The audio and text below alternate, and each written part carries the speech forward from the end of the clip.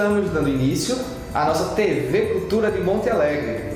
E claro, para dar início contando a história do primeiro habitante, os primeiros moradores da nossa cidade, esse arquivo que vai ficar nas redes sociais, vai ser introduzido no YouTube, no Instagram, Facebook, para que a nossa cidade, aquelas pessoas que não têm o conhecimento ainda, vai lá acessar e vai procurar a reportagem de hoje. E hoje convidamos uma pessoa muito especial, nosso amigo Waltenberg, professor Waltenberg e historiador. Ele que é bisneto de José Inácio de Farias, um dos fundadores. E lembrando a vocês que hoje estou como secretário de Cultura, Esporte, Lazer e Turismo de nossa cidade, Monte Alegre de Sergipe. Então nós contamos com o apoio do nosso amigo Anderson, o Bahia Soluções. E o meu amigo Waltenberg, um parceiro da nossa história, ele que vai buscando, vai construindo e passando para as pessoas essa história de Monte Alegre, Logo, logo vai estar lançando um livro, logo teremos um livro. E eu quero convidar nosso amigo Waltenberg, 60 anos de história, isso aí, 60 anos de história, eu quero chegar lá nessa base aí, viu? E agora vamos passar a palavra para ele, que vai contar esse enredo da história de Monte Alegre, dos primeiros habitantes de Monte Alegre de Sergipe. Fala, meu amigo Waltenberg. É isso. Boa noite a todos, monte-alegrenses e sergipanos, os brasileiros. Eu sou o professor Waltenberg, eu tenho formação de Sociologia, estudo Sociologia, e a Sociologia ela tem uma grande ligação com a história. E no próximo ano eu quero lançar este livro, A História de Monte Alegre, com o conhecimento sociológico. É uma coisa a que leva através da outra, porque a Sociologia estuda o comportamento da sociedade e do indivíduo e através da história da nossa cidade. É muito importante conhecermos a história, porque tem uma questão que diz: o povo precisa conhecer a sua história para bem se localizar dentro do tempo presente. A história é o passado, vamos notificar como foi o passado, que é a história, para nós nos centralizar bem no presente e projetar o futuro. Eu quero falar hoje do nosso programa, da história. Quando você pensa na história de uma cidade, aí você pensa como ela começou e por quê. Essa pergunta me tem sido feita. Às vezes as pessoas: por que Monte Alegre? Por que começou aqui e como começou? Então nós vamos começar exatamente do princípio. O primeiro habitante de Monte Alegre chegou aqui. Na época em que aqui era somente floresta, o cidadão chegou, fez um acampamento. Agora, quem foi esse cidadão? O cidadão que chegou aqui em Monte Alegre, o primeiro habitante, chamou-se Januário de Farias. O Januário de Farias, ele é o pai de José Inácio de Farias. Ele, Januário, é o primeiro habitante, não é o fundador de Monte Alegre, porque eu considero o fundador aquele que fez a ponte entre uma fazenda e um povoado. O incentivador para que a fazenda Monte Alegre se tornasse povoado Monte Alegre foi José Inácio de Farias, porque foi ele que doou terrenos para as pessoas morarem. Ele construiu o Tanque Velho, que todos nós conhecemos. Ele construiu a primeira igrejinha e a primeira casa. Então nós vamos notificar, vamos narrar como chegou aqui o primeiro habitante, que foi o Januário de Farias. Eu quero dizer a todos aí que tudo começou a partir de uma grande seca, século XIX, 1870. 1870 foi o ano em que José Inácio de Farias nasceu. Só que ele saiu 6 anos antes da cidade de Canindé do Ceará, que é uma cidade acima do centro do Ceará, uma região muito seca, Então ele resolveu vir embora, procurar um local para viver melhor com a sua família. A seca estava terrível, já era mais de 1 ano, 2 anos sem chuva nenhuma. Então, no Canindé do Ceará, ele resolveu vir. O meio de transporte dele foram 4 animais. Vinha nos animais dele ele, a esposa, 2 filhos, um com 10 anos e outro com 12 anos, e um outro animal com a manutenção, com os alimentos para essa viagem. essa viagem longuíssima. Essa viagem foi do Canindé, só para a pessoa ter ideia, dessa cidade de Canindé, do Ceará, para a fronteira com o Pernambuco, são 450 quilômetros. Um animal caminha por dia 100 quilômetros. Então significa que 450 ele levou só caminhando os animais no dia 5 dias, com mais 5 noites, porque não viajava de noite, tinha que se acampar. Então 10 dias, entre 10 e 15 dias, porque quando você está viajando tem várias coisas de complexidade, você tem uma linha de sobrevivência, né? Para você sobreviver, então você tem que os animais se alimentar, a pessoa se alimentar. Os alimentos deles chegou a um certo ponto, ainda no centro do Ceará, que acabou. Isso contado pelo meu pai, por familiares mais próximos de Januário, que eles chegaram a um ponto que comeram couro de animal, couro seco. O animal que morreu há muito tempo, ele chega a um ponto que o couro não tem mais mau cheiro. Então eles estavam sem alimento, já a manutenção deles tinha acabado e eles tiveram que se alimentar, se fazer dessa viagem. A viagem que era só entre a cidade primeira para a fronteira do Pernambuco. Depois eu vou contar, na próxima parte, eu vou contar a outra parte, que foi quando ele chegou a certo ponto, porque ele era trabalhador, e chegava a um certo ponto que tivesse trabalho. Dentro do Ceará não tinha trabalho. Ele teve que vir até o Pernambuco, ver encontrar trabalho para ele sobreviver, que o trabalho seria onde pudesse fazer uma lavoura. Ele plantar feijão, milho. Que ele veio chegar a encontrar isso já no estado da Bahia, depois de atravessar o Pernambuco todinho. E foi lá que ele passou 6 anos.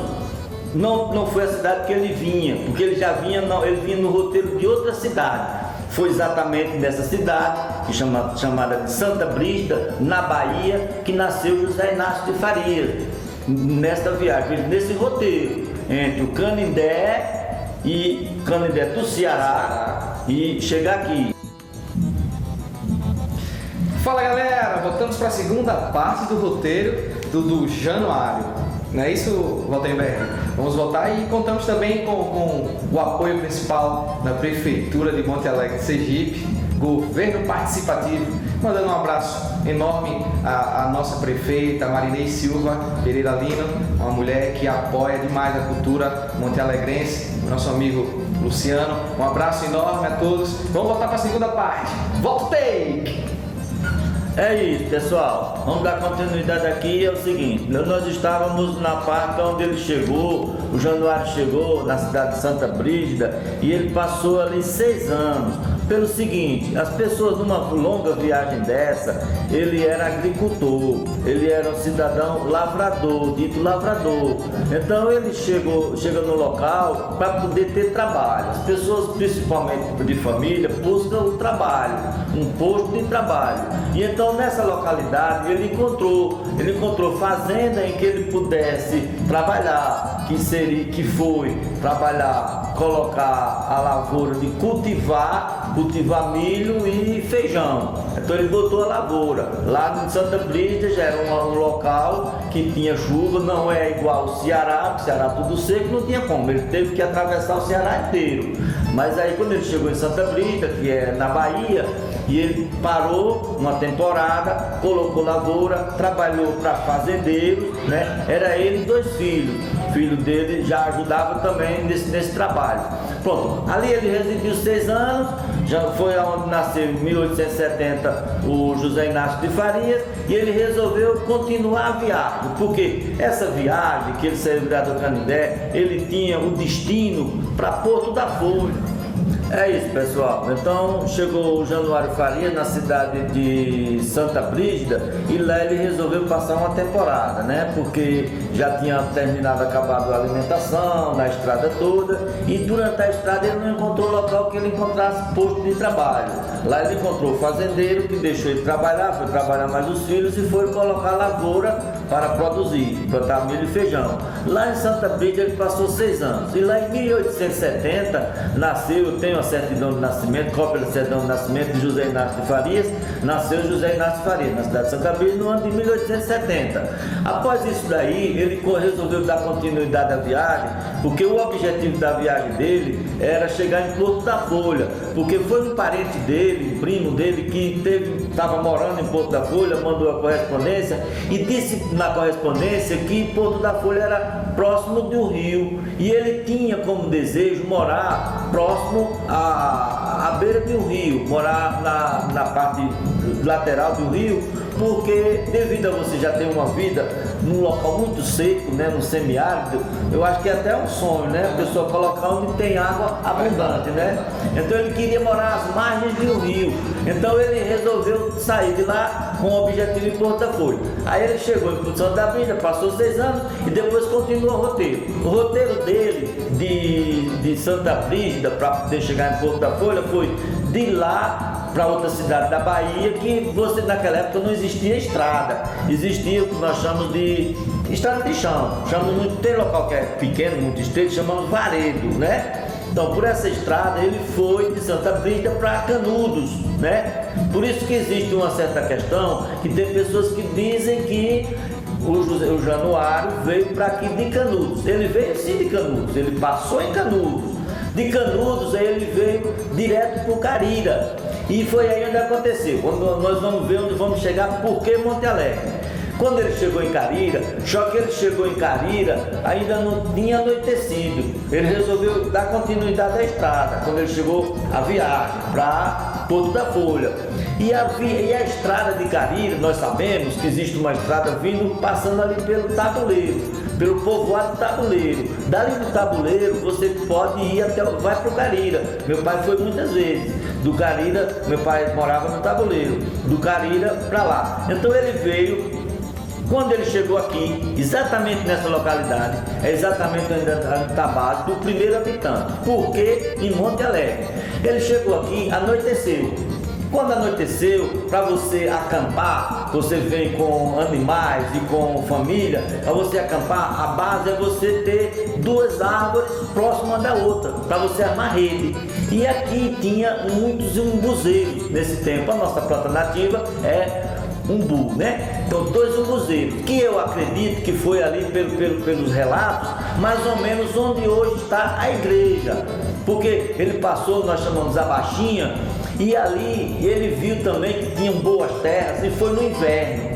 Um dos motivos que fez ele ficar aqui. Só que nessa noite que ele resolveu pernoitar, quando ele saiu do Carira, não foi direto para Porto da Folha, e ele resolveu fazer esse acampamento. Acampou ali, entre 2 árvores e fez tudo. Só que ele não teve como ir viajar no outro dia, porque a esposa dele, não me lembro o nome dela, no meu livro vou ter o nome dela certinho, passou problema de saúde. O problema de saúde foi um aborto. E então, naquela época, quando a mulher, para poder as crianças nascer, você tem que procurar o que nós chamamos, o que eu nasci, não nasci em maternidade, tinha uma parteira, né? Você vai buscar uma parteira que é para poder fazer o parto da senhora. Então ele ficou, a família acampado, e ele no outro dia deu continuidade sozinho para ir até Porto da Folha para buscar esse socorro, uma parteira e remédio.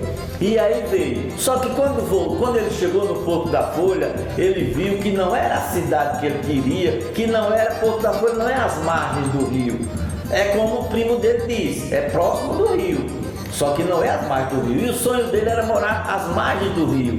Então ele voltou com o socorro para a esposa, e aqui no acampamento, era inverno, ele resolveu colocar uma lavoura, fazer uma lavoura, uma plantação. Era trabalho pesado, porque a floresta era de árvores altas. Naquela época era angico, tinha muito angico aqui, mas ele conseguia fazer, estava até com ajuda. E ele, acho que já trazia alguma manutenção dos anos que ele passou em Santa Brígida, e ele fez o acampamento. E aí, devido à esposa dele ter esse problema de saúde, fez o acampamento. A partir do acampamento, aí você já faz uma coisa que proteja para parecer mais uma casa, né? Você coloca do lado, nós fazíamos cerca, assim, as madeiras, uma juntinha da outra, para poder cercar, para poder livrar de animais de noite não atacar a família. Então ele resolveu fazer um casebre para poder ficar uma temporada exatamente, e fazer a lavoura. Porque nossas terras, ele percebeu que aqui, propriamente Monte Alegre, são terras muito boas para feijão, que nós chamamos de terra preta. Você olhar dali, desse centro aqui de Monte Alegre, passa aí no Tabuleiro, onde a família do meu pai morou muito, terras ótimas para feijão. E então ele fez. Aí você faz o quê? Você tem que derrubar árvores para poder você fazer depois. A gente chama cortar, né, as árvores, afastar, e quando acabar fazer a plantação. Naquele tempo não precisava do negócio de arar, porque a terra era muito boa, era uma terra que não tinha, a gente chama de terra virgem, né? Pronto, aí ele fez a limpeza, fez a plantação, fez o casebre e por ali ficou. Não resolveu mais continuar. Aí pronto, nós vamos ficar por aqui essa parte, porque veja bem, pelo seguinte, porque a partir daí, quando chegou o filho dele, que já adulto, que era o José Inácio de Farias, aí ele resolveu fazer um documento que eu vou estar mostrando no meu livro, uma cópia, chamado EREL. EREL é o quê? Era o quê? Você chegava na floresta, você se propunha a tomar conta, a administrar aquela floresta, e ele pegou da faixa ali de 500 tarefas, vai no cartório, aí ele passou a ser dono dessa área de terra, porque ele é quem vai administrar essa área de terra. E esse documento chama-se EREL.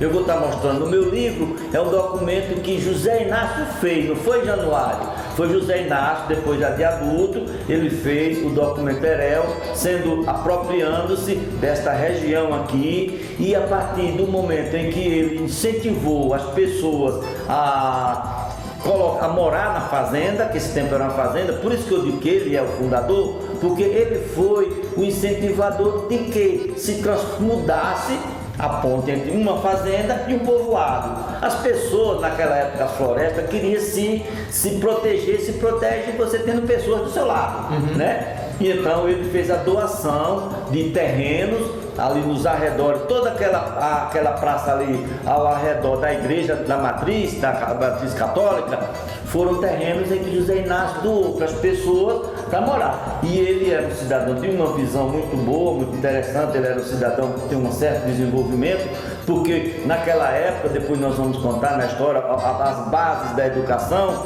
os pais traziam de fora uma professora, pagavam para morar dentro de casa para ensinar os filhos. E então ele tinha um bom conhecimento, o José Inácio. E a partir daí, nós vamos dar continuidade depois da história, como o fundador da cidade, porque ele incentivou a criar o povoado, e por aí vai. É isso aí, pessoal. Chegamos ao fim hoje da primeira parte da nossa TV Cultural do Monte Alegre, né? E já colocaremos, vamos ver as datas aí pra gente colocar nas redes sociais. E também lembrando do apoio do nosso amigo Anderson, Bahia Soluções. Valeu, gente, um abraço, fica com Deus a todos.